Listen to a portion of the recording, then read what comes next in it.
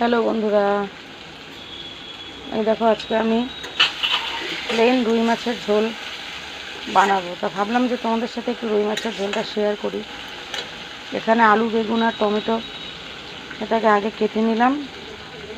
কেটে তারপরে এটা একটু ভাজা ভাজা করে একটু পেঁয়াজ আর টমেটো ঘষে দিলাম। তার মধ্যে জিরার গুঁড়া দিয়েছি। এখন ভাজা ভাজা হলো। ভাজা ভাজা করার পরে তারপরে এখানে দেখো মাছগুলো ভাজা রাখা আছে। এগুলো একটু জল দিয়ে যখন সিদ্ধ হয়ে যাবে, আর দেখি আলুটা সিদ্ধ হচ্ছে নাকি। আলুটা প্রায় সিদ্ধ হয়ে আসছে। তো আজকে এই গরমে অনেক দিন পরে রুই মাছ আনলাম, তো ভাবলাম যে বন্ধুদের সাথে একটু রান্নাটা শেয়ার করি, রেসিপিটাও একটু জানাই, তাহলে বন্ধুরা একটু উপকার হবে। আর আর করবো হচ্ছে ঢেঁকি শাক ভাজা, তো ওটা এখনও করিনি।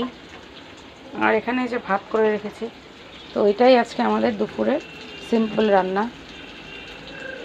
সবাই আমরা প্রায় 3টা সাড়ে 3টার দিকে খাওয়া দাওয়া করি। যে তেল ছেড়ে আসছে দেখো, এখন জল দিয়ে দিতে হবে, সেই জন্য রান্নাটা একটু দেরি করেই করছি।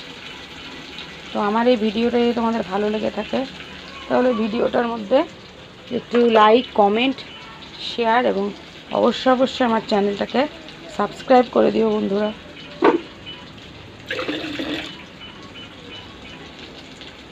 এই মুহূর্তে আমি জলটা অ্যাড করছি। এবার যে যেইভাবে ঝোলটা রাখবে সে সেই রকম মতন জলটা অ্যাড করবে। বাই বাই, সবাই ভালো থেকো, সুস্থ থেকো, সাবধানে থেকো।